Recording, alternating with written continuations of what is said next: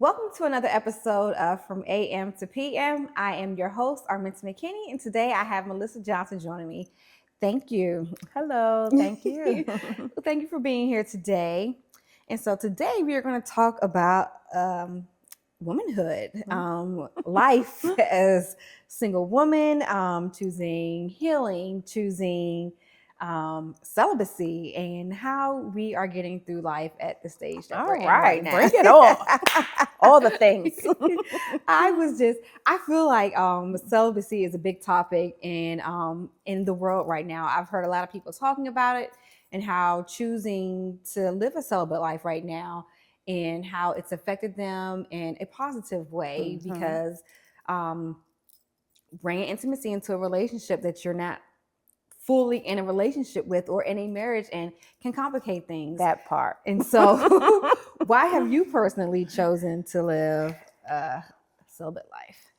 Well, this last time, I've had some periods of celibacy in my life before, but this last time I was engaged and called off the engagement in 2019 and was able to get to therapy, try to look at the part I played in why the relationship didn't work, and really just be committed to myself and my healing journey. Like, just to go back and look at the little girl, like, okay, why are you having so many temper tantrums? Why are you trying to destroy your toys? Like, and so it actually just kind of came about. I don't think I intentionally set out to just be like, I'm gonna be celibate, but I think the driving point internally is that I want to be a wife, I've been married before, married and divorced before. And I'm a Christian woman, I'm a saved woman.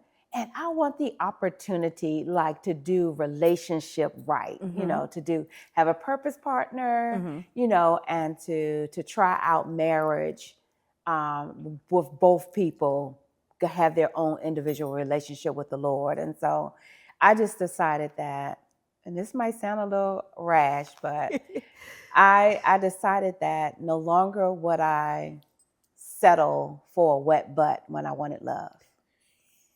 Okay, so I don't know if it's I've never heard it put that way. A P-rated show, but I've never heard it put that. Explain that to me. So I think as women, a lot of times we want intimacy, we want commitment, we want love, but because we've been going about that the wrong way from adolescence, that we think I'm gonna get them by what I got in between my legs, or I'm gonna get them by what I give them, and so, or because we attach ourselves with men who are unavailable emotionally or spiritually, and the only thing they are able to give you physically is sex, you end up with a wet butt and not the love or the intimacy that you set out before. And so you end up, and that gets old after a while. And at some point you have to see you played a part in that. And so I did not want to go back to single life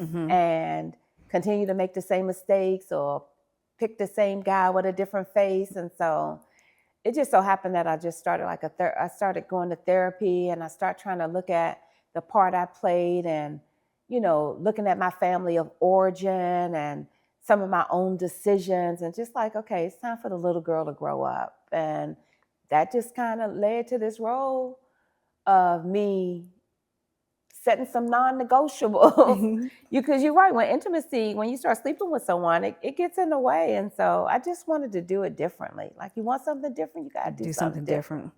How have you found that doing or being in a relationship, when you're not a marriage, but a relationship, and or even a situationship, and have you found intimacy in those situations can have a negative impact on you, and that's what made you lead a life of celibacy? Because I can say I haven't intentionally chosen to be celibate, but it's been years for me.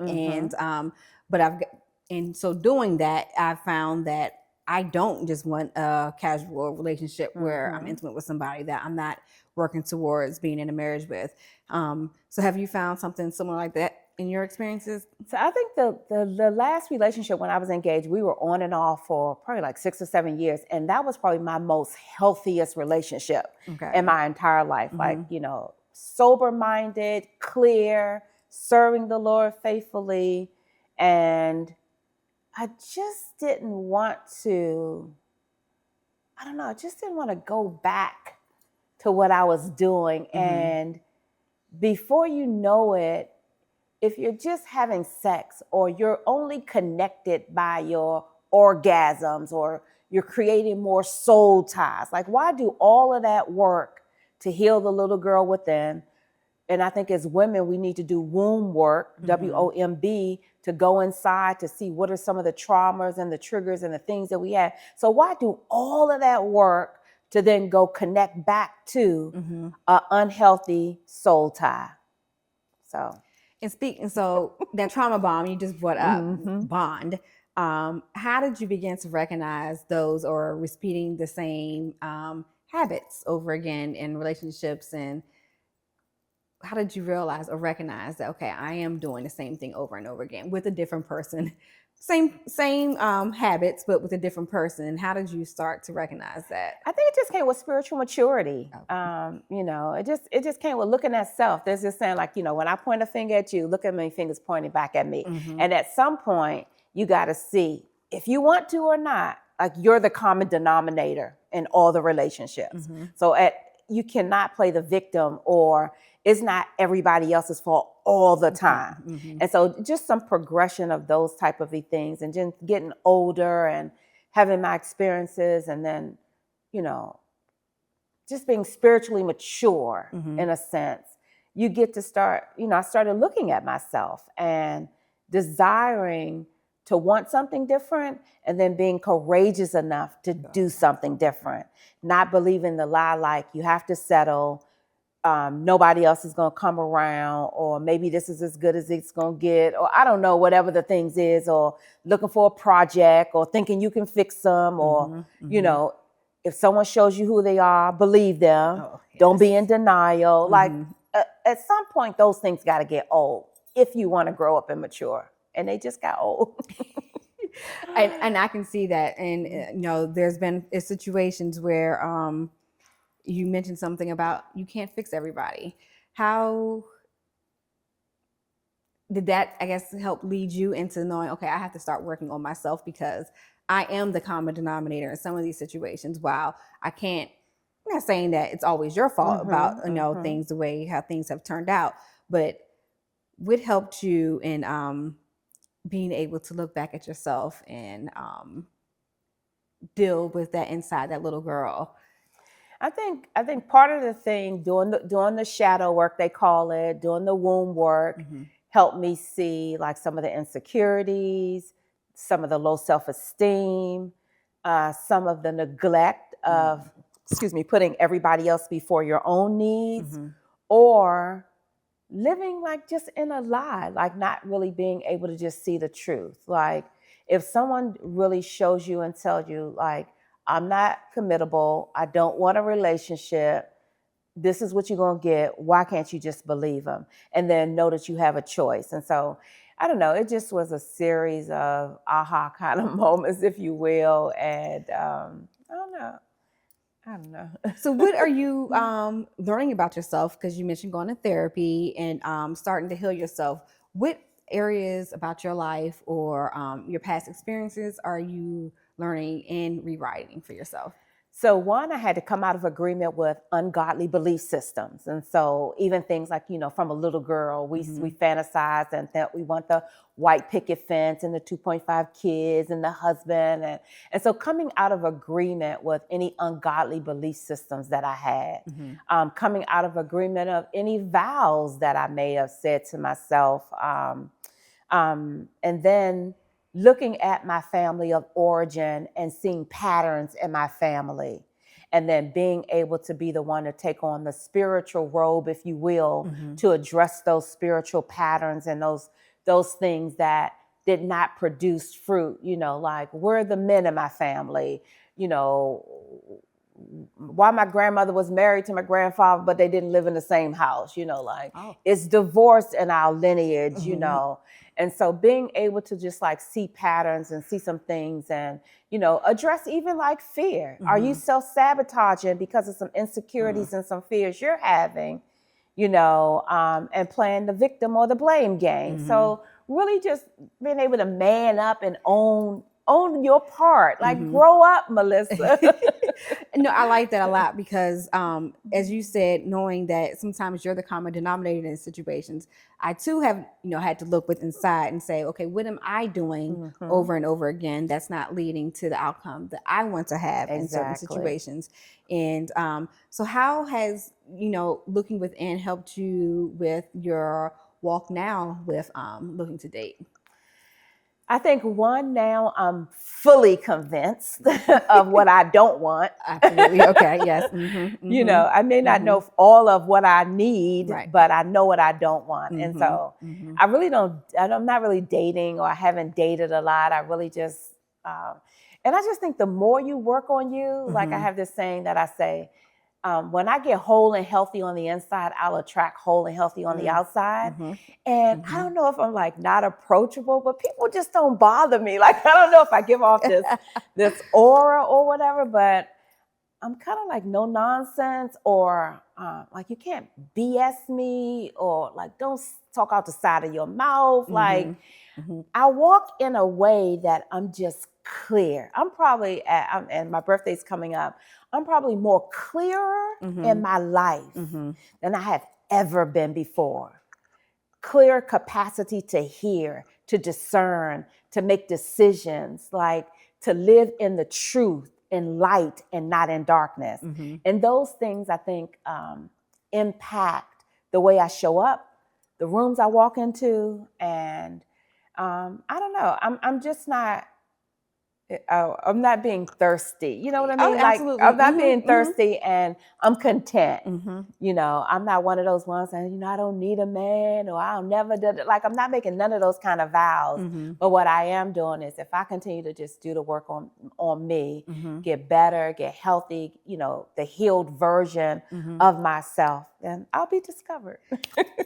And I like that. So I don't think it's that you're giving off this aura to where you can't be approachable. I think that you've just not been in the right room for the right person just yet. Come on and now. So that the people that have been around you, they haven't approached you because they know they don't have a chance, because you know what you don't want at this point. And I can say the same thing. Like, I know what I won't put up with or what I won't stand for anymore. But I also find some people feeling or saying that, you're just being too picky. Do you believe in that? I don't. Yeah. I don't. I have these non-negotiables. I hope I can remember them now. That's it. But my non-negotiable are my 5 C's, I call it. And so even if I meet somebody, if I don't verbally tell them my 5 C's, I'm checking them off inside. And I don't think that's being too picky. I don't think that's bougie. I think it comes with wisdom. Like, we've lived enough experiences. We've been around the block enough times. We've had relationships that you know exactly what works for you and what doesn't work for you. And so the first C is communication. Like, what's their communication? Do they ask you, how was your day? Or how are you doing? Are they a narcissist and they only talk about themselves? Like, that kind of communication is not going to work for me. Like, you have to know, like, just after you know your 5 love languages, like you have to know your communication style. Are you an intellect? Do you like conversation? Do you have similar interests? And so then it's character. If they cursing and talking about they stole something out the giant, or they've been fraudulent on their taxes, like, what's the character of the person, and then, are they a Christian? Not necessarily that these are in order, but do we have the same belief system? Do they have their own personal relationship with the Lord? That may not be somebody else's non-negotiable, but if that's the kind of relationship that I want, and I think as women, we may not know that we need this, but we need a covering. Women need a covering. Women want security and safety. That's covering. Right. And so, that covering needs to be from somebody who has a similar belief system as you. And so I look at that as a C. And then I look at their commitment level. If you meet a man and they tell you, I ain't never getting married again, and you know you desire to be married again, Right. why are you going to waste your time Yeah. and theirs? Mm-hmm. And so communication, and then chemistry. Yeah. You know, Mm-hmm. do y'all swag match? You Mm-hmm. know, Mm-hmm. are Mm-hmm. you attracted to them? You Mm-hmm. know, aesthetically, is it pleasing? Those things fade away. You know, you could be attracted to their spirit, how they pray, you know, how they love their mother, how they love their children, Mm-hmm. how they serve in the community. So do you have, you know, is there chemistry between you two? So I like those. I like those a lot because a lot of those things matter and people don't realize. You don't realize how much they matter until you live life a little more, until you experience things a little more. So in this walk and as you're growing and you're healing, do you find that being single is a place of loneliness or just a place of solitude? Or it could have be you? both. True. I think it could be Both. both, you Mm-hmm. know, because if I'm spiritually grounded, you know, and I'm doing all the work and journaling and centering and praying, you know, it may just be solitude. And that is a time of development. And so I won't look at it that I'm lacking anything. I can just look at it like I'm in a development stage. But, you know, if I'm not really addressing my mental health and I'm all over the place, I may look at it and, you know, it could be, okay, you know, you're lonely. Mm-hmm. You know, Mm-hmm. it's this saying that says, don't get too hungry, angry, lonely, or tired. Don't make decisions in any one of those emotional stages. Mm-hmm. And so, I would like to be, you know, coupled up in the right way, going somewhere. But again, you pick healthy choices when those emotions arise, and don't go, you know, making decisions based on a feeling, Mm-hmm. and the feeling's gonna pass. Right. So, And as you're walking in this walk, and you know, like I said, I've been single for a while. How do you combat when you're in that place of solitude? How do you find peace at where you are right now? I don't know if I have the answer. Like, I just don't even know.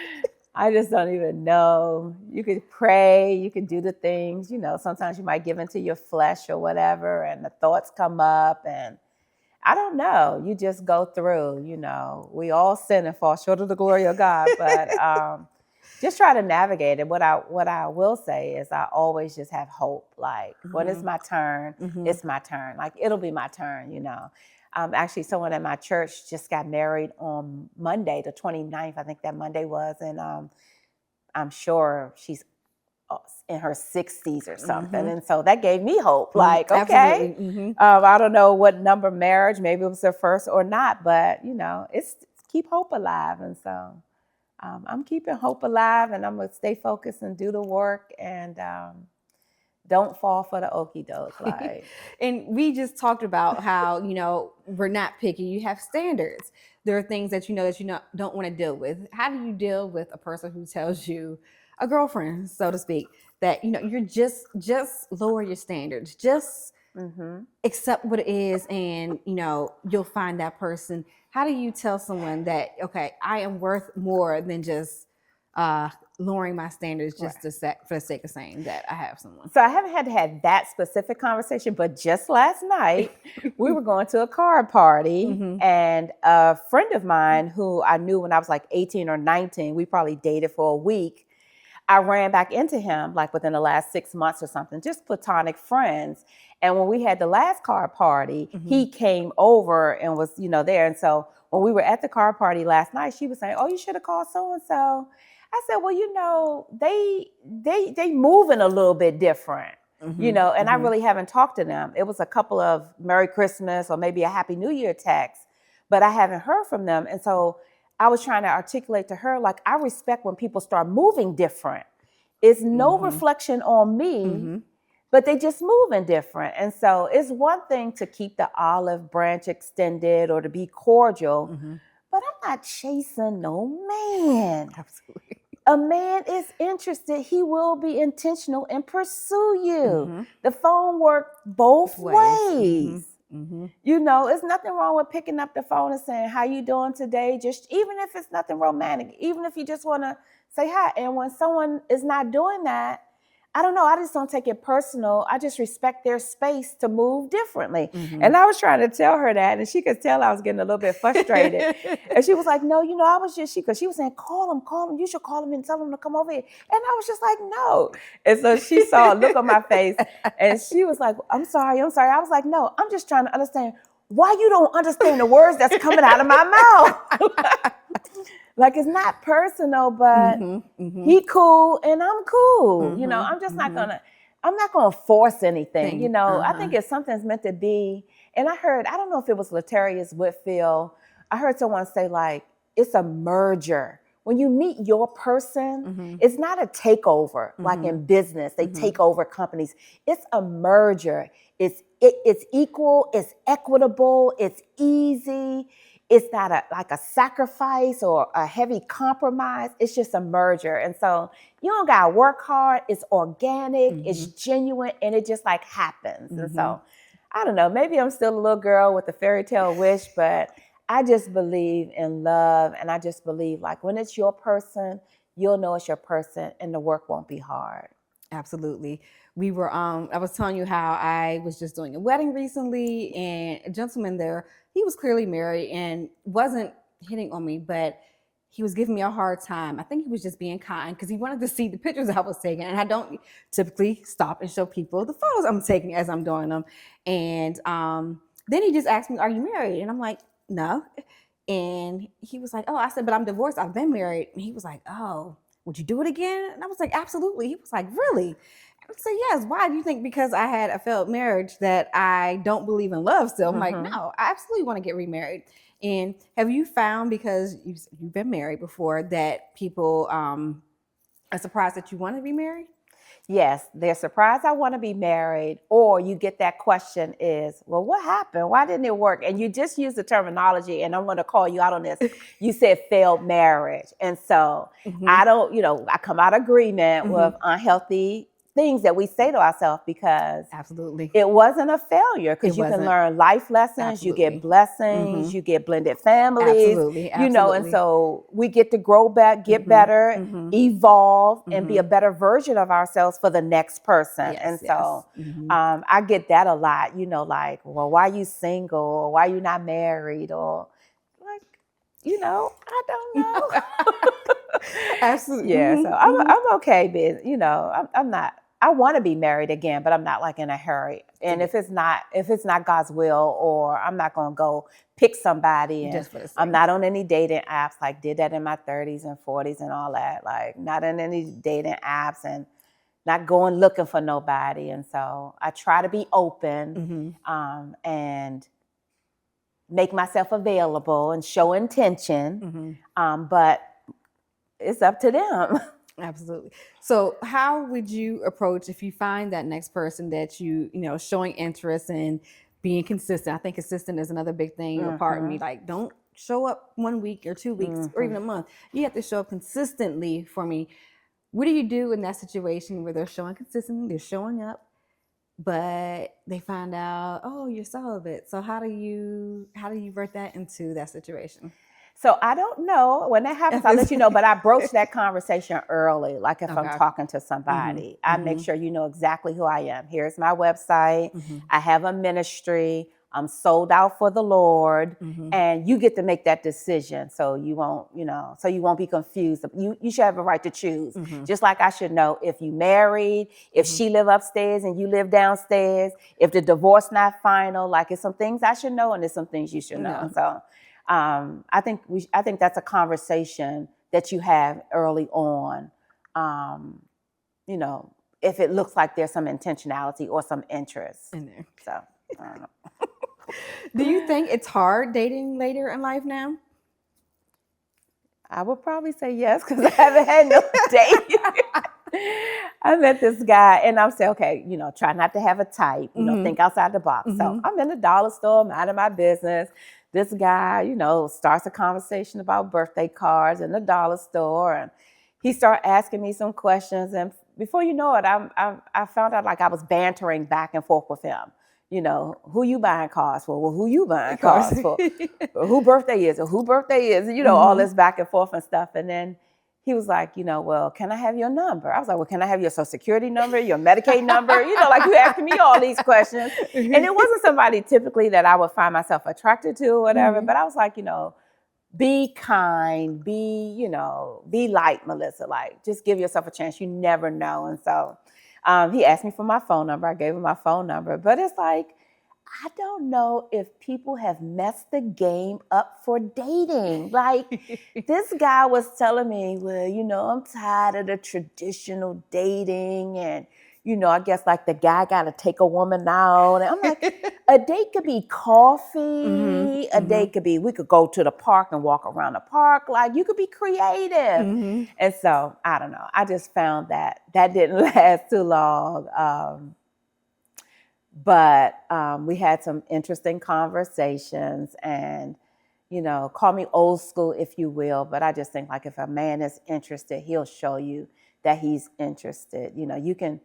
I bet you can show me you're interested in football on Sunday when you're sitting in front of the TV all day, or you tell me you don't do anything on Sunday because you watch sports all day. That's where you're telling me your interest and your intentionality is. Right, and so if you meet a woman who says she's single, attractive, healthy, healed, and you don't think that you should say, even if we went out for Dutch, I'm not even telling you got to take me anywhere fancy or you got to pay. But how can you get to know somebody if you don't spend time with them or conversate with them? Apparently, you're not looking for anything. So when someone shows you they're not looking for anything and you're a woman looking to be discovered, you all are on the wrong street. Yeah, because, and that's the one thing, like showing, like when somebody shows you who they are, believe them, because I do believe in,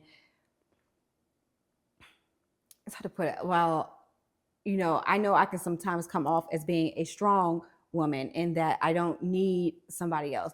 But no, I want somebody else. I don't want to be strong all the time. But it's with the cards I've been dealt, and that's just, I got to do what I got to do. And so I'm saying that to say, though, I do believe in the traditional way of dating. So while I see women out, and I'm saying that because, women can appear to be stronger these days. They're doing everything else and they're not depending on people sometimes, but it doesn't mean that I don't want the traditional way of the courting, so to speak. And I still believe in all that. While there, a white picket fence may be a fantasy world, I still believe in the traditional ideal of marriage, of a relationship. And so I always talk about how when I do my blended families thing, that like I'm a big component of that. However, I still believe in traditional marriage, like believing in two things can coexist at the same time. Like while I believe in this and making the best of a blended situation, I still believe in traditional marriages as well. So if you could go back and talk to, I don't know, a younger Melissa or a younger lady, what is one thing you would tell them about being true to themselves? And so it's not like the what if I knew then what I know now, but it's almost like taking that and giving that wisdom on to somebody else. Whew. My younger version of myself is, I wish I could have had an idea of my self-worth and my value. And I don't know how we pass that on or instill that in our young girls today. And so that's something I wish I could have known. I lost my virginity when I was probably like 12 or 13 years old. Didn't know nothing about nothing, and then, did it that one time and probably didn't do it again until I was about 15 or 16. But a lot of becoming a woman, so to speak, was centered around having sex. And a lot of consequences come with that action. I had my son. I was 4 months pregnant when I graduated from high school, and had him at 19 years old. And I look back now at pictures that I had when I graduated and I had my son. I look so young, like the innocence that I had. And so I wish our young girls could hold on to their innocence longer and not just be so fast or grow up so fast or try to mature so fast, because you do need that maturation process or time period to try to just grow up and understand. And so I wish I could have held on to some of my innocence of my youth. And then I wish I knew to go and look at who I gave myself to, even like in marriage.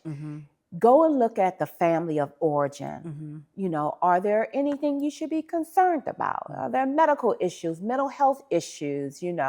Is this a person that you can see yourself being with for the rest of your life? Marriage is just not this instant thing. And then, people you see now today, people spend thousands and thousands of dollars leading up to the wedding and nothing invested into surviving the relationship. And then within a year, after hundreds of thousands of dollars, it's ended in divorce. And so really being able to know what things to go and look at and look for and make decisions before just leaping out there. And so I wish I knew that. And I probably would have not been married right now today. Or I would have picked the one that picked me. It's a old saying, and I don't know who to give credit to, but a woman should find a man that loves her more than she loves him. Instead of us flipping the coin, going to find men that we love, that we want to fix, that we want to be a project or whatever. We love them more than they love us. We'll sacrifice for them. We'll do all the things for them. And then at the end of the day, you left with the short end of the stick. And so I'm sure there have been one or two that I've let get away because of immaturity or not knowing or thinking I had a type or something like that. And so I would say those aesthetic things are going to pass. They're going to fade away. Does he love you in that he provides for you? He is a good provider and security over you. Like he has good, loving, healthy relationships with males and females in his family. If he hate his mama, maybe he got some issues he might need to deal with before. How can a man love you and he don't love his mom? Absolutely. And so anyway, those kind of little things I wish I knew, like a little bit of wisdom nuggets that I knew before just thinking I'm grown or I know what I'm doing. I didn't know what I was doing. I don't think any of us did at that age. We feel like we're such in a rush then to grow up, to be independent. And man, if I just knew what life was going to bring me afterwards, I would have taken my time a little more before rushing to get older. And probably still held on to my virginity at that too. A little longer too. Yes, a little longer. There's so much more we can dive into with this topic, but as we end today, I want to thank you for talking with us about this. This is a topic that near and dear to my heart as a single mom. There's one thing I would say about it. I always, with my, with one of the things I say about myself with my platform with the Blended Families is that I call myself a single mom, and someone's like, stop calling yourself that. And I'm like, but I am a single mom. And she was like, do you want to stay single all your life? I'm like, no. Well, stop speaking that over yourself. I never thought about it that way. So just, perspective and trying to figure out, like, okay, I'm a co-parenting mom. I don't know what I want to do, but I do know that I still believe in love. I still believe in healing. And I think there is great clarity we find in living a life that is celibate because in approaching a relationship like that, because it's just a different level of clarity that you find really in being there. Really is. And I think the significant thing that went along with the celibacy is like really using that time, not to just abstain, but to heal, like to really go inside and do that womb work. There's a scientific theory that I was an egg in my mother when my mother was inside my grandmother. And so things get passed down through our DNA. And so can we really go inside and begin to clean out the womb, the place where we have our disappointment, our trauma, and so that time of celibacy is a time of healing, not just abstaining just to be abstaining, but really going inside and doing the work that it takes to be a better version of yourself. And I didn't say it, but I've had bouts of celibacy before. I think the longest was 6 years before when I got divorced before. And then this last time, it's going on 5 years this time. So, Wow. yeah. Yeah. Help me, Lord. Well, I think it's beauty in that and great clarity in it. So thank you again for joining me today. If people want to find you, where can they find you at? Well, my website is www.mjmglobal.org. MJM stands for Melissa Johnson Ministries. And so you can check me out on my website. I don't have all the nomenclatures like on my social medias handle, like how people have it, but I'm Melissa Missy Johnson on Facebook and Instagram. Not a big poster or anything like that, but my website is probably the best place, mjmglobal.org. But thank you all again for joining us today, and look out for our next episode, and I will talk to you soon.